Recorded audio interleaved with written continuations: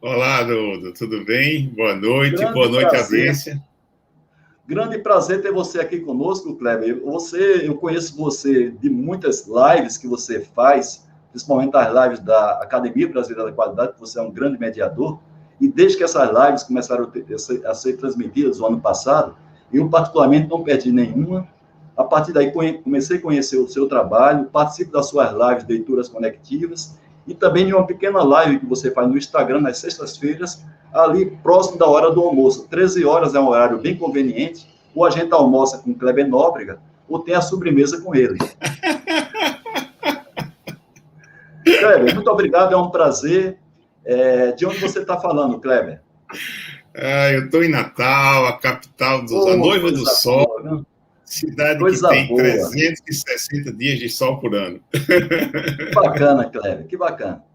Kleber, eu tive uma sugestão de um xará seu chamado Kleber Siqueira, amigo nosso, mora lá em Houston, Texas, e sempre está aqui presente e participando das nossas lives. Já foi convidado meu, mas sempre está assistindo as nossas lives.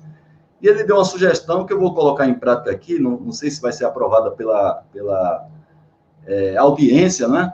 Que é muito comum, Kleber, a gente na empresa fazer abordagens sobre segurança logo que a gente começa uma atividade, normalmente ali no início do turno. Então a gente faz uma abordagem sobre segurança. Tem empresas que chamam isso aí de diálogos de segurança, tem empresas que chamam diálogo diário de segurança, o DDS. Tem outros que chamam diálogo semanal e tem outros que atribuem também, associa segurança, saúde e meio ambiente. E o Kleber Siqueira deu uma sugestão, Haroldo, por que você não introduz na sua live logo no início uma abordagem sobre segurança rápida, coisa de 1 minuto, e ele me colocou nessa fria, né? Então, estou fazendo um teste aqui, prometi a ele que vou fazer, e quando eu prometo, eu faço, mesmo que não me dê bem. Eu queria depois a opinião aí também da nossa audiência, para ver se cai bem, mas eu não queria fazer também uma abordagem de segurança do nada. Então, o que é que eu vou me propor a fazer? Vou tratar a segurança dentro da minha especialidade, que é 5S e TPM. Então, eu preparei aqui uma vinheta, vamos ver se sai legal, vamos fazer um teste aqui para ver se sai legal.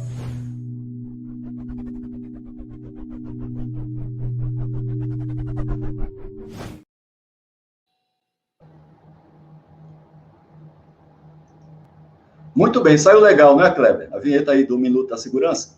Pois bem. Então, o que é que eu vou fazer hoje? Abordar 1 minuto sobre a questão do 5S com segurança. Eu selecionei alguns tópicos relacionados ao primeiro S, o SERI, que é o senso de utilização. E é muito comum, Kleber, quando a gente faz um diagnóstico, uma auditoria na empresa, a gente verifica algumas anormalidades desse S que tem uma relação forte com segurança. Então, por exemplo, é muito comum as pessoas fazer algum tipo de improvisação na utilização de recursos, né? A chamada gambiarra, né? Quando você não tem um recurso apropriado, nós somos muito criativos, mas nem sempre a criatividade acontece de maneira responsável. Então, é muito comum, às vezes, a gente fazer as chamadas gambiarras, improvisações, que é uma coisa que vai contra o conceito do SEIRI, que é o uso adequado dos recursos, e isso muitas vezes leva a gente a tender a ser acidentado, né? Ou a ser acidentado ou gerar um acidente até com outra pessoa, um acidente operacional com relação a Sim. equipamento, né? Uma máquina que tenha lá no nosso processo produtivo. Então, a gente sempre chama atenção que você deve sempre utilizar os recursos adequados para aquela atividade e para aquela função. Então, quando a gente, num diagnóstico, na auditoria, a gente detecta uma certa improvisação, gambiarra, a gente coloca isso como sendo uma não conformidade do primeiro S, o senso de utilização. Então, a abordagem que eu queria fazer hoje de segurança seria sobre gambiarras ou improvisações, como queiram chamar. Legal, Kleber? Vou fazer uma gambiarra aqui agora. Opa! Reduzir Escurecer um aqui a pouco a tela. iluminação? Tá bom, de qualquer maneira o pessoal está te vendo aí, Kleber. É uma gambiarra mesmo. Pessoal, então é chamar atenção para isso, a gente evitar que no nosso posto de trabalho a gente faça improvisações que muitas vezes comprometem a produtividade e também a questão da segurança do trabalho. Kleber, eu queria começar a live de hoje pedindo para você se apresentar no sentido de falar um pouco a sua história na área de gestão pela qualidade, até chegar ao nível que você está hoje, que é um acadêmico da Academia Brasileira da Qualidade. Por favor, Kleber. Legal. Bom, primeiro, agradecer, Haroldo. É um prazer muito grande estar aqui hoje. Gente, esse cara aí é o meu maior e melhor amigo remoto. porque a gente se conheceu o ano passado por conta das lives e das coisas da academia, e a gente acabou se aproximando. Ainda não tivemos o prazer de nos encontrar pessoalmente, e também não vai ser agora, né? Sim. Mas é uma satisfação muito grande estar aqui hoje participando dessa live com o Haroldo. Mas vai ter troco, viu? Você vai por leituras também. Pode se preparar, tá bom, então. Uma honra, Kleber. Estar na sua companhia é uma honra sempre. É muita alegria, muito bom. Bacana. Assim, eu estava fazendo meu mestrado em Florianópolis, na engenharia de produção, quando eu me apaixonei pelo tema qualidade e fiz a minha dissertação de mestrado sobre diagnóstico da qualidade, que foi um trabalho que ele antecedeu, eu não sabia, a ISO 9000, né, o lançamento das normas ISO 9000, que vieram um pouquinho depois, mas foi uma tentativa de juntar uma série de modelos de garantia ou de certificação de qualidade que principalmente a indústria automobilística no Brasil estava fazendo, e eu fiz uma unificação disso aí no meu trabalho de mestrado. Aí, depois disso, ainda em Santa Catarina, fui trabalhar com ciclos de controle de qualidade, né? E aí fui beber na fonte do Cláudio D'Artagnan, que tinha um livro maravilhoso. Tudo que eu sei de CCQ, do ponto de vista teórico, aprendi no livro do D'Artagnan. Depois fui para a prática, Kleber, né? Só para curiosidade, a minha entrada na área da qualidade, sempre eu fui engenheiro de manutenção, né? Mas em paralelo, até 95, eu andei na área da qualidade, né? Tá. E foi justamente através de ciclo de controle de qualidade, quando em 84, quando eu fui trabalhar na Klabin, eu fui convidado pela Klabin para implantar o CCQ, Ciclo de Controle de Qualidade, finalzinho ali de 84, e foi aí que eu também me apaixonei pela gestão da qualidade. Então, a minha experiência na qualidade começou com o ciclo de controle de qualidade em 84 na Klabin. Mas, por favor, Kleber. Pronto. Eu comecei um ano depois. E aí, veja só, ciclos de qualidade, sistemas de qualidade, depois veio a qualidade total. E eu tinha, Haroldo, uma inquietude, que era o seguinte: as empresas de serviços, as organizações, elas estavam implantando o modelo de qualidade total, mas trazendo as 7 ferramentas da qualidade, trazendo controle estatístico de processo, inspeção por amostragem, pouco se falava. Então, assim, havia simplesmente uma implantação das técnicas de qualidade da indústria no setor de serviços. E isso sempre me incomodou, porque, sem me aprofundar, eu sentia que havia algumas diferenças. E fui me debruçar sobre isso. Quando eu comecei meu trabalho de mestrado, em 87, depois já foi no doutorado, havia 5 livros no Brasil sobre qualidade de serviço. Quando eu terminei a tese, foi em 97, havia 42. Né? Então, evoluiu bastante. E aí, ao estudar, ao me aprofundar em qualidade de serviços, eu estruturei o que a gente chamou não em homenagem a você, mas eu não poderia deixar de participar numa live com você sem falar de PDCA, né? Eu escrevi o PDCA de serviços. E a minha tese de doutorado foi exatamente isso, o PDCA de serviços, né?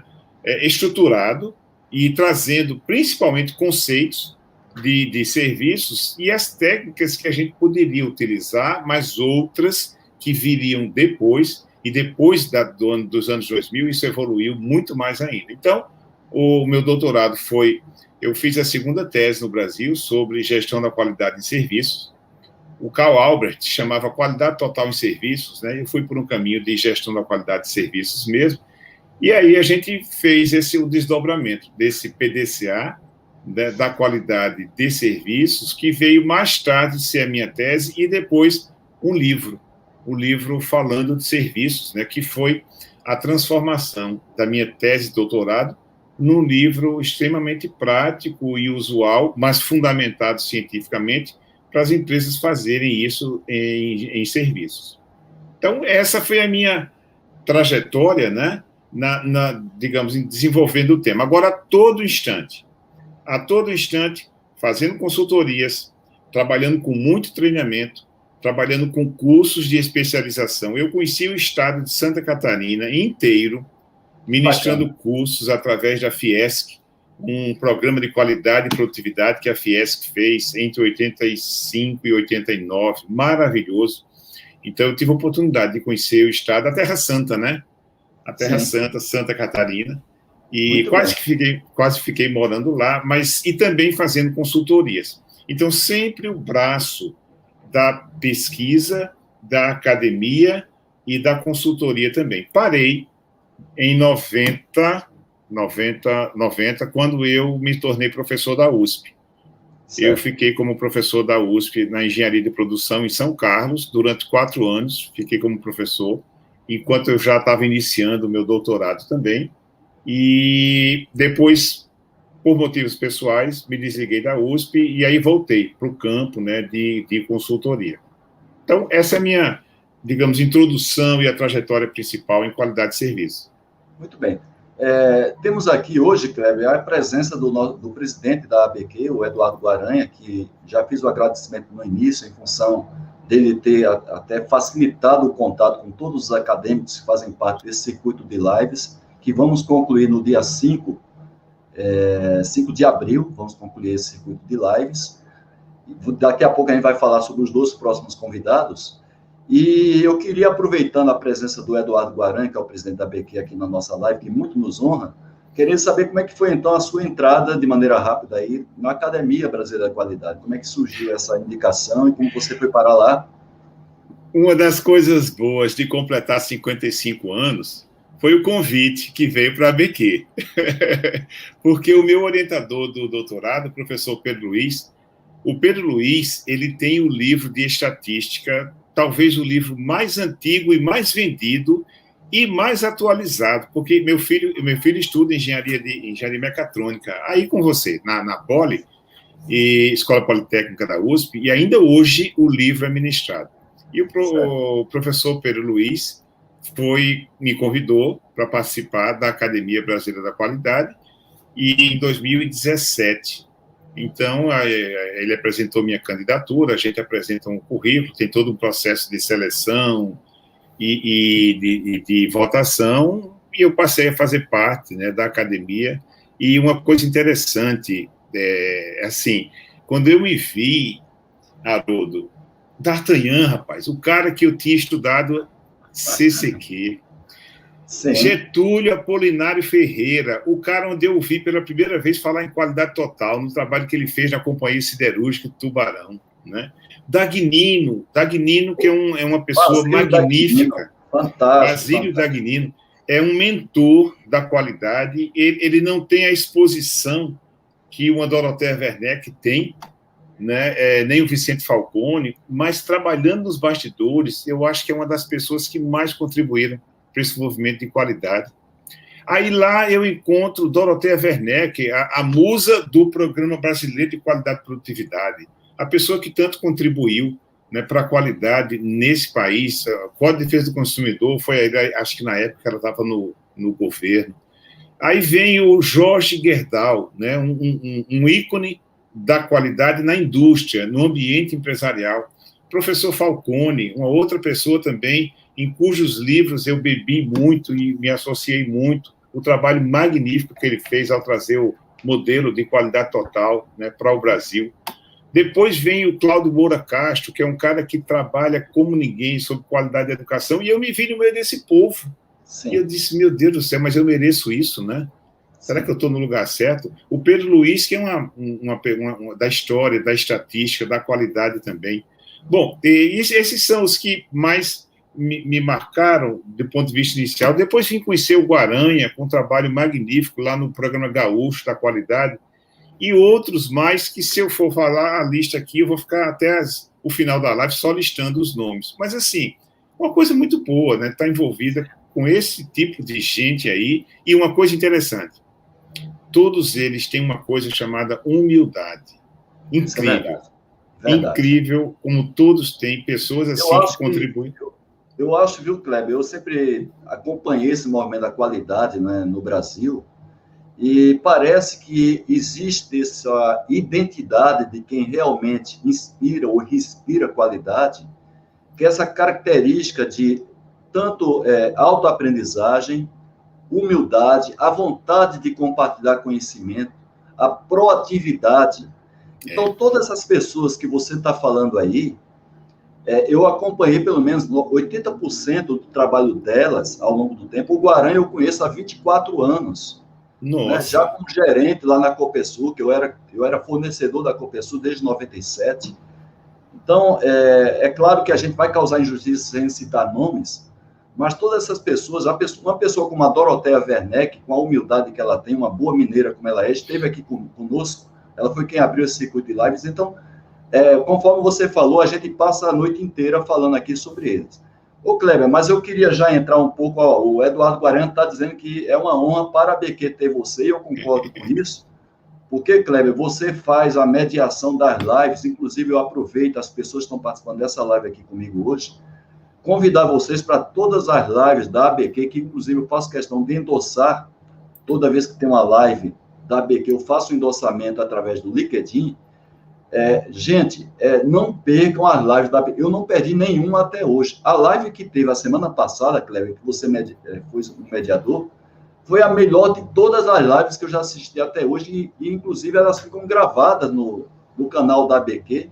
Eu fiz questão, inclusive, de divulgar o canal da ABQ, porque realmente é um canal de prestação de serviço. Então, estão de parabéns todos os acadêmicos da ABQ e você por estar mediando as lives juntamente com o Guaranha e selecionando também os temas e os convidados.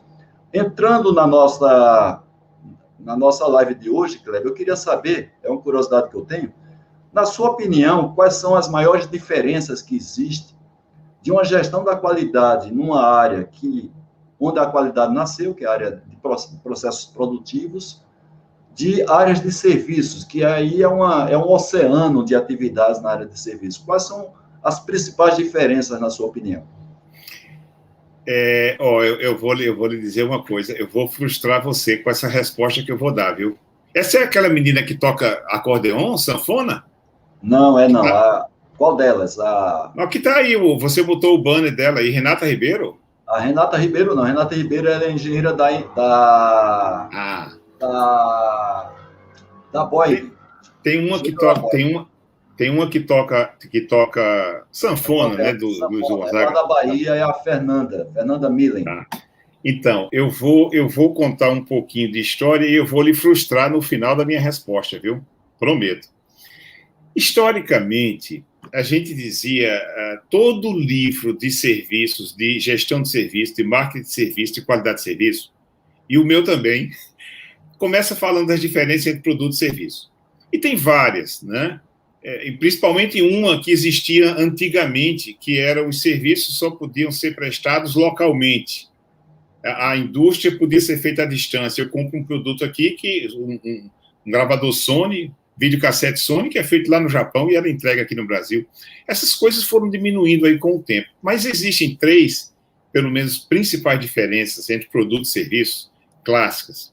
Os produtos são tangíveis. Você pega. Se soltar, faz barulho. Opa!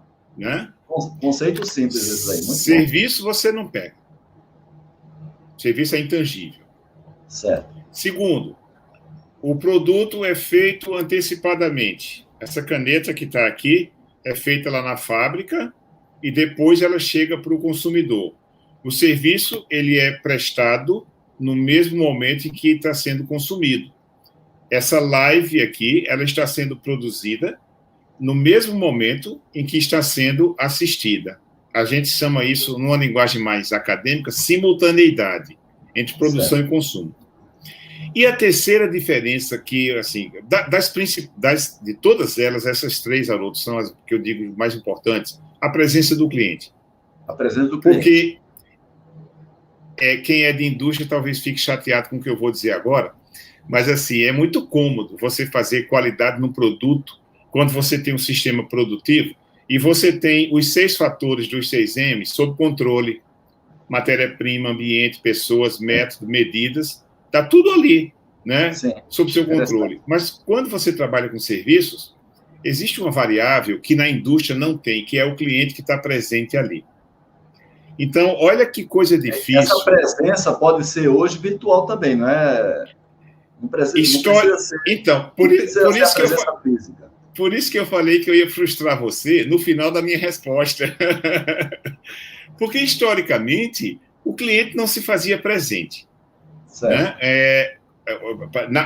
Para produto de indústria. Já em serviços, não. Então, o atendimento no hospital, a consulta de um médico, o professor dando aula em algum lugar, você fazendo uma consultoria para um cliente seu, o cliente está ali presente. E qualquer coisa que você disser ou fizer, o cliente vai perceber. Então, se eu cometer aqui um ato falho, se eu tratar Haroldo de forma descortês, não adianta depois pedir desculpa, gente, apaguem, etc. Já foi. Serviço é isso. O cliente está presente ali. Né? Muito bem. Então, essas diferenças, essas três e outras, elas trouxeram grandes desafios, principalmente um conceito simples, Haroldo, de momento da verdade. Sim. O momento da verdade é o momento em que a qualidade é criada. O produto feito na fábrica, a qualidade é criada lá no ambiente da fábrica. O serviço, ela é criada ali, naquele momento. Né? Então, esse conceito de momento da verdade, também conhecido como hora da verdade, e tem outros nomes mais técnicos também, traz um desafio de como a gente vai fazer a qualidade de serviço. Agora, conforme eu prometi que eu ia lhe frustrar, é o seguinte... Eu estava participando de um congresso em Orlando, em 2009. POMS, é o Production Operations Management Society, né? A Sociedade de Engenharia de Produção, vamos dizer assim, de Engenharia de Operação americana. E eu estava apresentando um artigo sobre isso, as diferenças em produto e serviço, e chega um italiano, pesquisador italiano do meu lado, e faz, mas esse negócio de produto e serviço não tem mais sentido, não. Está tudo virando a mesma coisa, né?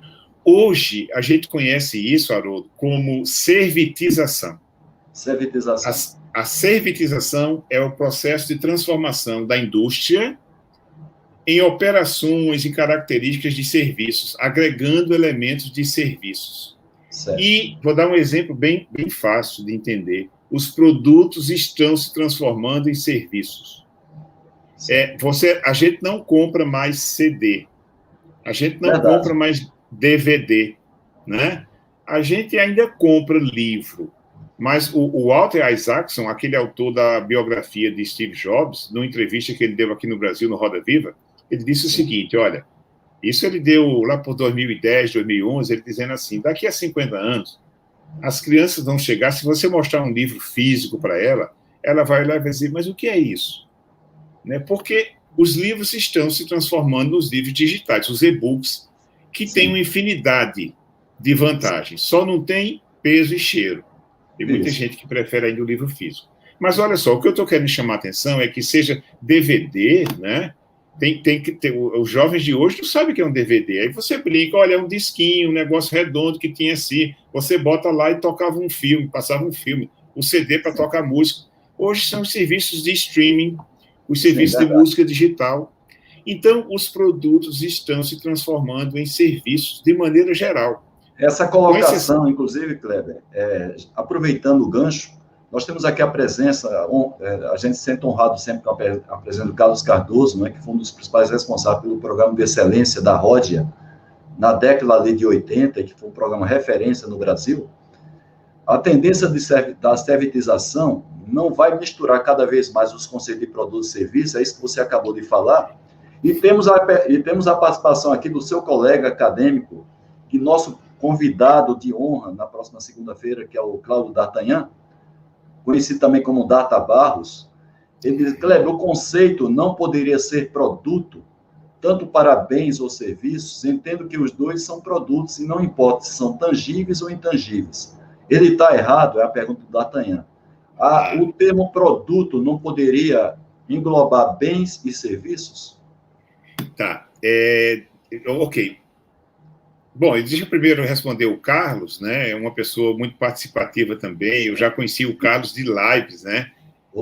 Carlos, o mundo vai virar um mundo dos serviços, tá? Agora, produtos de uso pessoal, como roupa, calçado, produtos de alimento, esses não vão se transformar em serviço de jeito nenhum, tá? Mas a forma como as empresas oferecem e fazem o produto chegar ao cliente vai fazer crescer muito os serviços, sim. Ora, quem é que está nadando de braçada nessa pandemia, além do pessoal de TI e dos fabricantes de fone de ouvido, computadores? o pessoal de entrega, né? O pessoal de delivery, de maneira geral, os iFoods e outros da vida aí. O que está acontecendo? Agora, os restaurantes também estão montando seus próprios sistemas de delivery e de entrega. E hoje, né, nesse período aí mais crítico da pandemia, quem não tiver um bom sistema de distribuição dos seus produtos, em termos de restaurante, né, de lanchonete, vai estar passando aí apertado. Então, assim, eu gosto de dizer isso, embora o Paulo Uras, da ABQ, ele briga muito comigo, o mundo vai virar o mundo dos serviços. E olha só, olha que interessante, eu achava que a gente, como eu disse há pouco, os serviços, os produtos de uso pessoal não vão ter servitização. Aí chega a Nike e faz o modelo de Nike Air Assistance, o nome é mais ou menos esse, é uma assinatura de tênis. Sim. E quem é que compra? Quem é que faz assinatura de tênis? Pais de crianças. A criança, você compra um tênis hoje, daqui a 3 meses, ele não serve mais.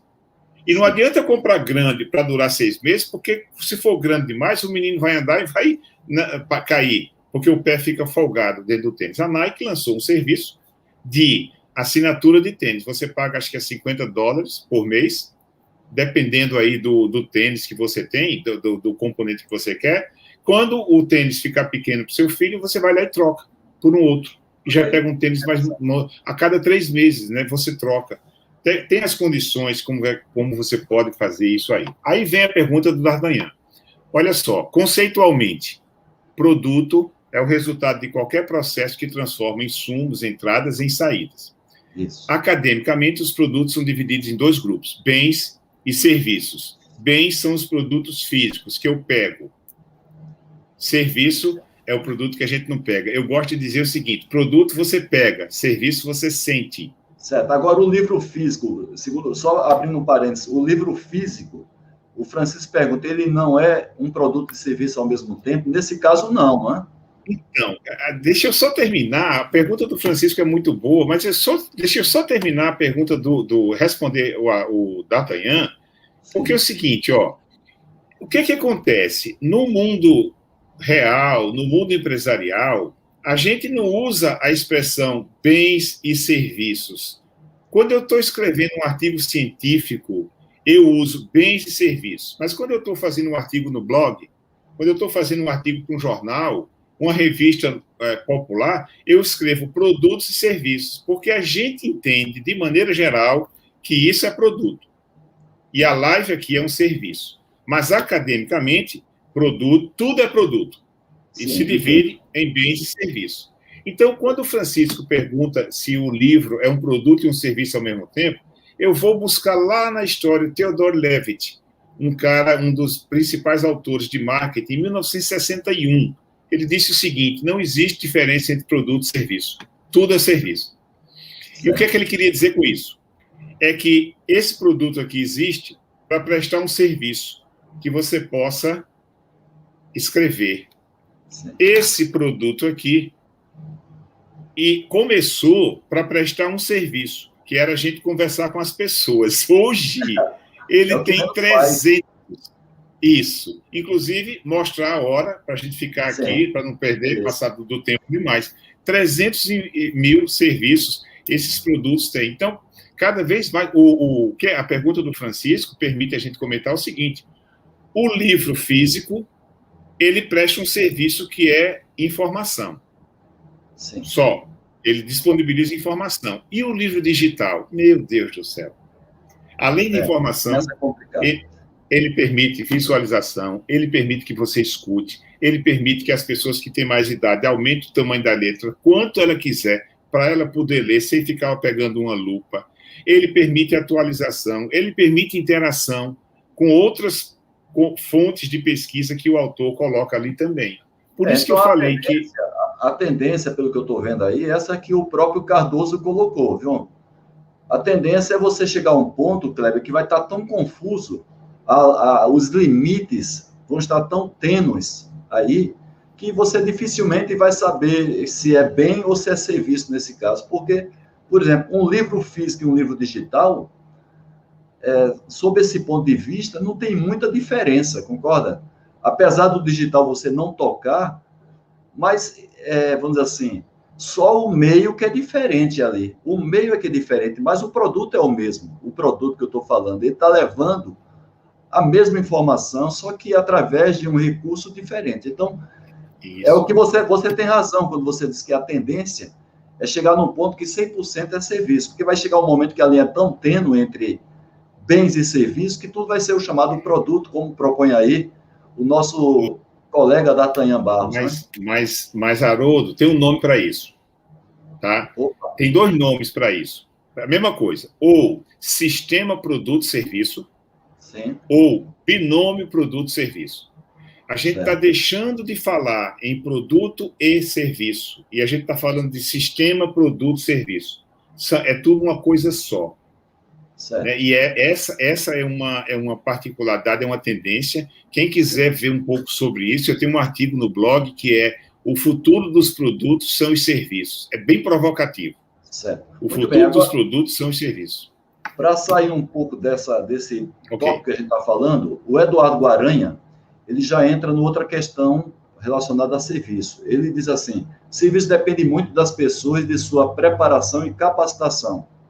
Isso não é um ponto frágil no Brasil pela nossa limitação educacional, e quando ele fala de limitação educacional, o Guaranha está falando aí para a gente, Kleber, de duas vertentes. A vertente técnica da educação, que vai desde a formação acadêmica até a qualificação profissional, e a vertente comportamental.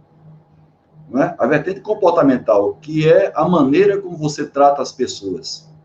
Hoje, para você, não é um pouco de entrave aqui no nosso país, já que a gente tem essas duas fragilidades aí, tanto a parte técnica como a parte comportamental? Tá. O Guaranha só faz perguntas boas, não é? E provocativa, As viu? perguntas que Ave o Guaranha Maria. faz lá na ABQ é pergunta que dá para o cara fazer um doutorado ali, uma dissertação de doutorado. Mas é muito boa a Repare, pergunta do Guaranha. assim como tudo em serviços, né, sim e não, Guaranha. Né? Serviços é. Olha, tem uma característica que eu não falei dos serviços, que é a subjetividade.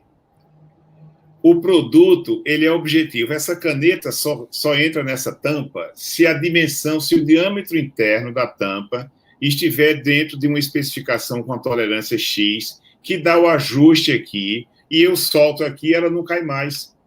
Sim. Se tiver folgado, vai cair, não presta, né? Isso é uma característica física, que aqui tem tolerâncias que a gente tem como medir. Serviço, não. A subjetividade. Existem serviços... Eu vou no cabeleireiro que você me indicou, Haroldo, sim, e você me indicou, falou maravilhas, você vai lá a cada 15 dias, corta o cabelo, etc, tal. Eu vou e não gosto. Sim. Né? Eu sou palmeirense, o cara é corintiano. Ixi, Maria, pronto, já começa daí. Depois certo. Ele conversa demais. Eu gosto de um cabeleireiro que fique um pouco mais reservado. E isso é o quê? Você gosta porque você é corintiano e você gosta de conversar. Eu sou palmeirense e não gosto de conversar. E aí, como é que fica? Né? Então, essa subjetividade, essa heterogeneidade também é uma outra característica. Então, a heterogeneidade, a gente diz, os serviços, eles são imprecisos. Enquanto em produtos, quanto mais igual, eu tenho 1000 peças, quanto mais próximas elas forem uma das outras, porque igual não existe, mais eu tenho qualidade. Em serviços, de certa maneira, há um desafio. Quanto mais diferente for, melhor.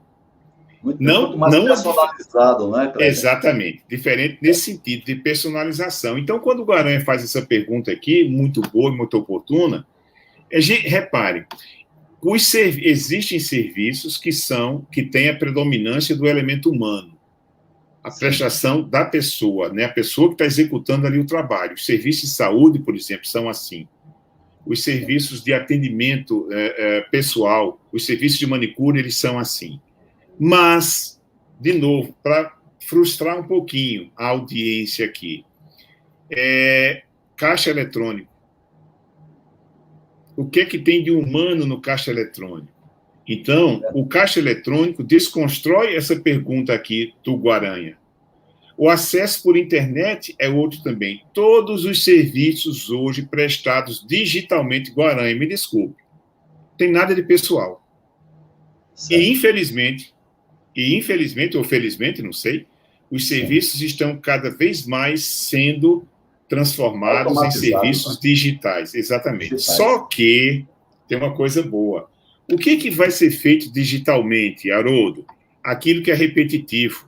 Claro, sim. Aquilo que é repetitivo. Aonde existe a necessidade de flexibilidade, de personalização, de criatividade e de coração, é o homem. Agora, e aí sim. Agora, Kleber, talvez a gente já avance um pouco nisso, porque nós estamos cada vez mais aí avançando na chamada inteligência artificial, onde você tem a criação de algoritmos, né? Através de diversos censos, até a maneira como você olha para a tela do computador, a frequência com que você acessa um determinado site. Então, já está cada vez mais avançada a chamada inteligência artificial. Não é tópico aqui da nossa live, evidentemente, porque tem um aprofundamento para isso, mas a tendência é cada vez mais você ter algoritmos que se aproximem dessa personalização, né, das pessoas. Por exemplo, você quer fazer uma viagem para Natal, né? O que eu quero é comprar uma passagem para ir para Natal. Aí, de repente, chega no meu e-mail várias atrações turísticas de Natal, que não foi isso que eu estava procurando. Aí já chega lá oferecimento de pacotes, né, de turismos. Então, já há uma evolução nesse sentido. Onde é que eu quero chegar? Que talvez até nessa chamada personalização dos serviços, de maneira inteligente, a gente cria algoritmo, como já vem acontecendo, que se aproxima desse lado mais humanizado. Agora, para avançar um pouco mais, porque esse assunto é um pouco complexo da inteligência artificial... Deixa eu só dizer uma coisa, só complementar uma coisa que você falou. Sim. O nome disso que você acabou de falar chama-se customização em massa. Customização em massa. E cada vez mais, com o avanço da inteligência artificial através de computadores, hoje você vai fazer uma coisa muito simples no WhatsApp, quando você começa a digitar lá um texto para um amigo, dar a ler bom dia, bom final de semana, já está lá tudo pré-gravado, aquela repetição que você faz do bom dia, boa semana para aquele amigo que você manda. Então, às vezes já está lá no automático, ele já oferece a palavra seguinte. Isso aí é um pequeno já de inteligência artificial, mesmo que seja muito elementar, mas a tendência é cada vez mais isso acontecendo. Agora, o Carlos Cardoso, ele pergunta aqui, a economia regenerativa não vai tornar difícil o hábito de ter e possuir, jogando quase tudo na direção do usar, usufruir, servir-se de... Ou seja, essa geração nova, inclusive, a gente está falando aqui a questão do carro, automóvel talvez, né, Kleber, no futuro seja aí uma coisa do passado, né? Ou seja, as pessoas não vão ter mais como a gente tinha quando a gente era jovem, a gente queria até ter uma namoradinha, paquerar ali, fazia a necessidade da gente ter um carro, né? Isso aí já não tem mais tanto valor para essa geração jovem, que ter carro hoje já não é uma coisa que seja tão importante para essa geração, né? Ter o carro. Agora, se precisar do carro, eu tenho. Né? A economia do compartilhar, né? Sim. A questão da valorização do intangível e não do tangível, isso são coisas que realmente estão vindo aí para acontecer e fortes, né? Muito fortes mesmo. Certo. Agora o Guarani, só para complementar a resposta que você deu, ele coloca duas respostas aqui, mas o problema a ser solucionado no background depende das pessoas, claro. Quando a gente parte para uma reclamação, Kleber, é o meu caso, eu comprei um tênis, era 8 dias, demorou um mês, eu tive que partir para a relação pessoal, que infelizmente não fui bem tratado. Então o Guarani tem um pouco de razão aí, que na retaguarda tem que ter alguém, gente, não é, para poder tratar justamente quando a questão não dá certo. Sim. Ele coloca aqui, ó, quem está satisfeito com esse serviço de call center e eletrônicos totalmente, né? Totalmente não está, né? Agora, eu particularmente acho horrível quando eu vou ligar para alguém e tem aquelas opções aí, diz que um se fizer isso, diz que dois se fizer aquilo. Quando chega na 4ª página, eu já não sei mais onde é que eu estou, Kleber. Tem que começar tudo. É verdade, é verdade. Mas só uma coisa, repare, quando eu falei isso para o Guaranha, da questão do... É porque a ideia de que os serviços são predominantemente humanos, ainda são, mas tem sido menos. Mas aonde a gente vai precisar do elemento humano? No background, na programação do robô, na manutenção do robô, e principalmente em atividades não rotineiras, que é essa, Haroldo, que você levantou agora. Quando você tem uma coisa que sai da rotina, você precisa do elemento humano. Certo. Bem, temos a colocação do Ricardo Morilovski, que ele coloca um termo aqui que já está se popularizando, que é a chamada uberização, né? Uberização é uma nova forma de concentração no controle do serviço de entrega. Ele está falando uberização, mas nós já temos aí os Rapis da vida, né? Alguns serviços de entrega que você tende a ter uma concentração, um certo monopólio desse serviço, inclusive com algumas empresas começando a comprar outras. Então, o Ricardo pergunta assim, os prestadores de serviço ficam na dependência dos aplicativos com ganhos cada vez menores? Infelizmente... A tendência seria essa? Eu acho que não é nem tendência, é fato, né? É fato. Isso aí é um fato. Hoje, Ricardo, é muito, muito apropriado esse comentário que você coloca aí.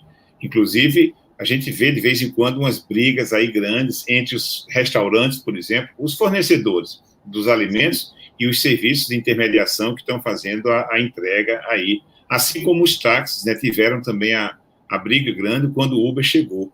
Mas, assim, essa uberização, ela está acontecendo em todas as áreas, é a precarização, né, do trabalho.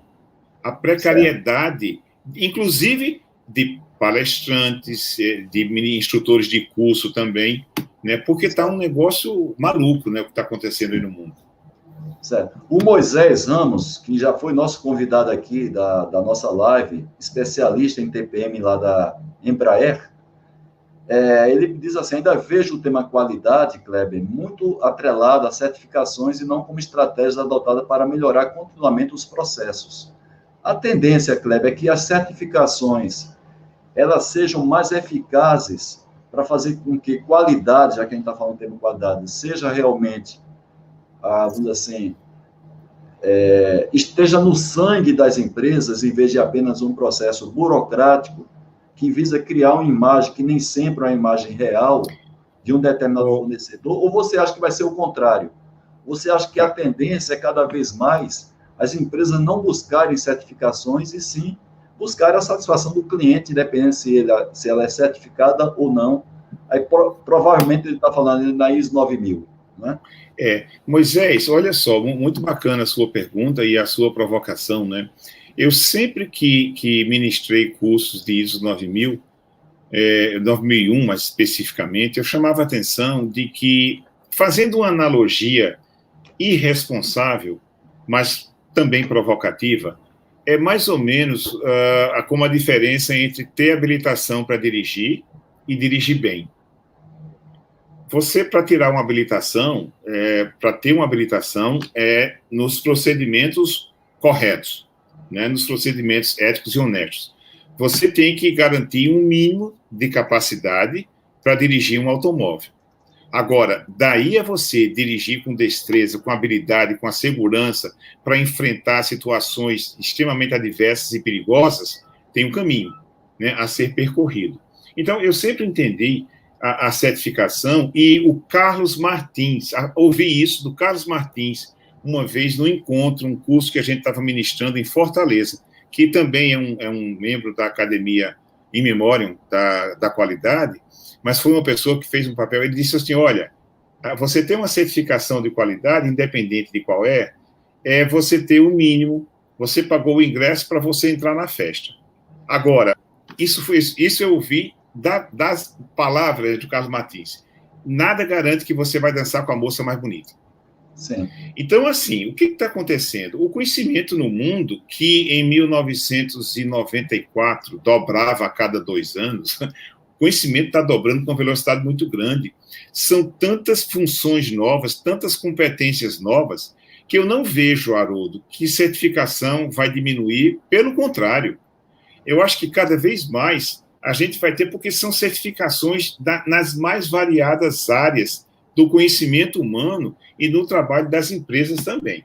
E a certificação, feita de maneira correta, é uma forma de você assegurar para a sociedade que você, tendo aquele certificado, você está qualificado, né, para fazer aquele tipo de trabalho. Certo. Tem vários comentários aqui, Kleber. Vamos fazer um pouco aí agora de ping-pong, tá? Alguns são comentários, como esse do Carlos Cardoso, né? Depois tem perguntas, mas eu vou colocar todos aqui para a gente dar preferência aqui para a nossa audiência.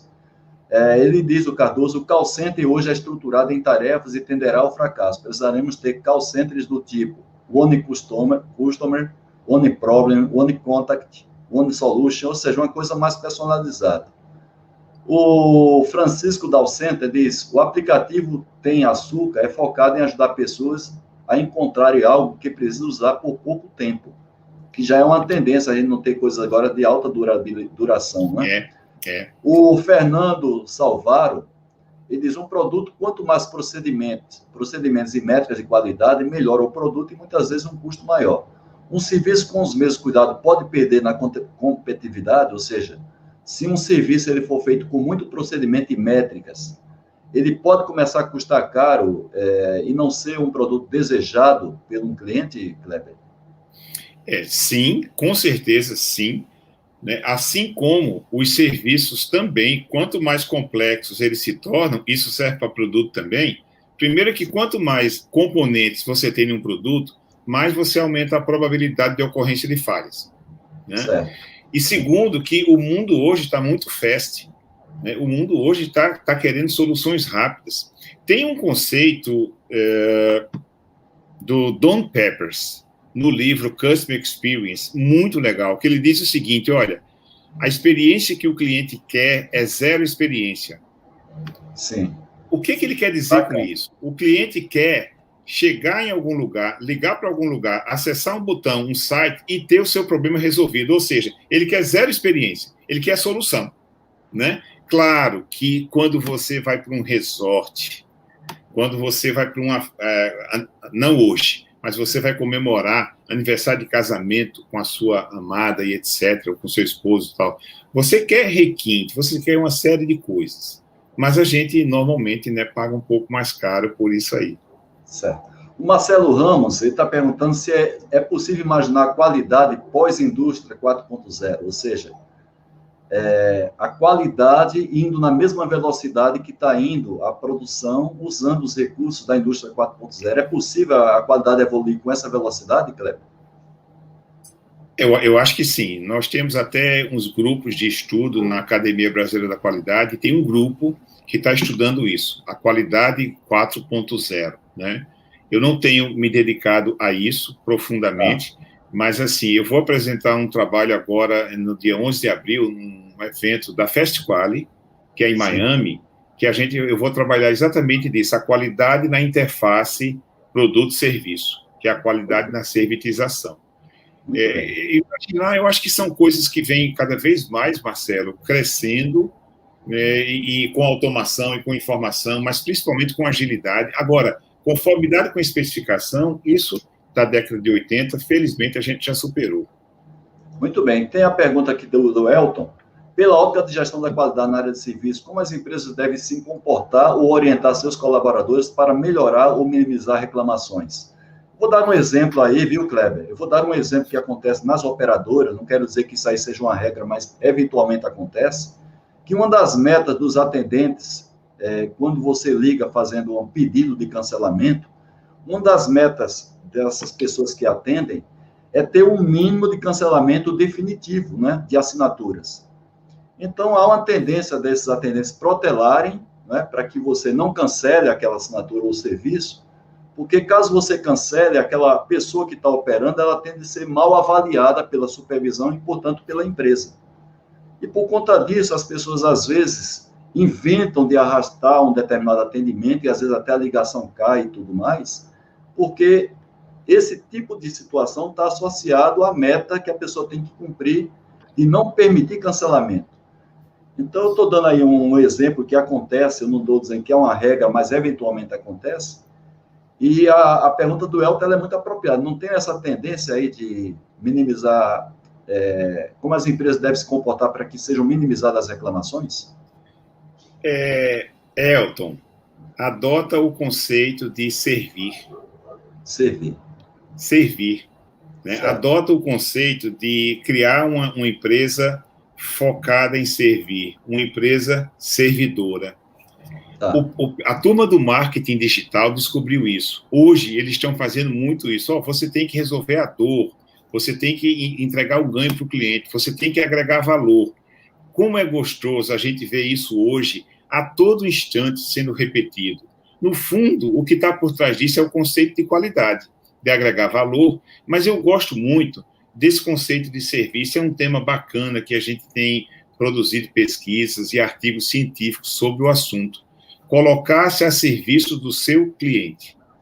Quando uma organização tiver imbuída desse conceito e colocando práticas disso, de se colocar a serviço do cliente, e quando políticos e governantes estiverem exercendo o seu mandato, se colocando a serviço da sociedade, nossa, nós vamos ter empresas e gestões muito melhores na área pública também.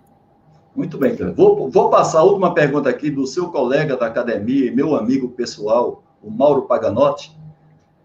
Ele pergunta aqui, já que estamos falando em qualidade de serviço, qual conselho você daria para o diretor de uma divisão de serviços compartilhados, né? Responsável por processos tipo OTC e PTP, ou HTR? Qual o principal conselho? São vários, né, Cleber? Porque isso aí gera uma consultoria. Mas quais são os principais conselhos que você daria? Eu vou colocar a mesma resposta que eu dei anterior. Coloque-se a serviço dos seus clientes internos. Sim. O Carl Albrecht tinha uma frase interessante, uma frase interessante, é um daqueles gurus da qualidade, que ele dizia o seguinte: se você não está servindo o cliente da sua empresa, você está servindo alguém que o faz. Então, colocar-se a serviço o serviço compartilhado, o cliente dele é principalmente o cliente interno, para depois servir ao cliente externo. É uma 10% da resposta, Mauro Paganotti. Muito boa colocação. Teve um elogio aí do André Silvestre, que eu faço questão de ler aí para você, Cleber. É tão grande o seu conhecimento sobre esse assunto que não precisamos ser doutores para entender e começar a gostar da sua didática. Parabéns aí. E a Isadora, Isadora que está falando com a gente lá de Fortaleza, Ceará, não é? Uma grande profissional especialista em Black Belt, Six Sigma. Ela é Black Belt, inclusive. Como você disse no início da live, no serviço, o cliente está presente. O que você recomenda para contornar problema na decorrência do serviço?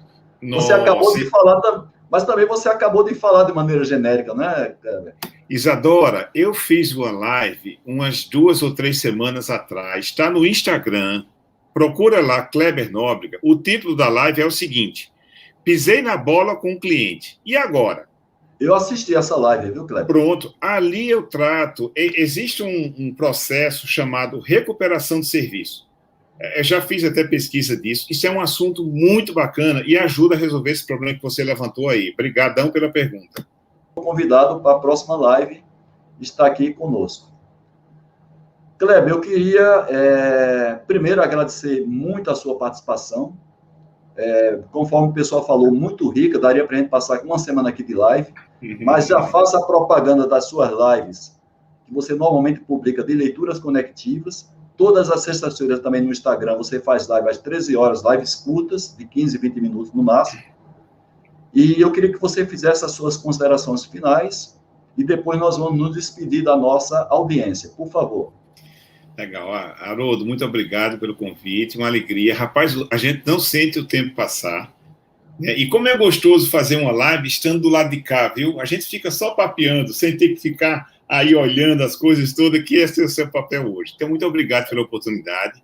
A Academia Brasileira da Qualidade, na revisão do planejamento estratégico de 2019, se propôs como propósito, né? Ela tem a missão dela, mas o propósito de difundir a cultura, contribuir para a difusão da cultura da qualidade no Brasil. Então, assim, a gente tem o maior prazer, a maior alegria falar em nome da ABQ, falar em nome de qualidade, e eu adorei conversar com vocês hoje aqui sobre o tema qualidade em serviço. Fica o convite para vocês assistirem quinzenalmente, a gente tem às terças-feiras, às 20 horas, o Leituras Conectivas, né, que é apresentação e debate de livros, é no YouTube, gratuito. E também, se vocês quiserem aprofundar um pouco mais essa gestão de serviços, a gente tem um curso, Excelência em Serviços, as 10 dicas de ouro dos serviços, que eu vou pedir para o... Eu estou colocando aqui, viu, Kleber? No chat de vocês tem o link para a pessoa se inscrever para esse curso. Está aqui, ó, já coloquei aqui no chat. Então, legal, muito bom. Muito bacana, porque assim, ó, sem querer provocar demais, o futuro dos produtos são os serviços, então nós temos que praticar o servir em tudo que nós fazemos. Espero que vocês tenham gostado do bate-papo de hoje, mais uma vez, Haroldo, muito obrigado pelo convite.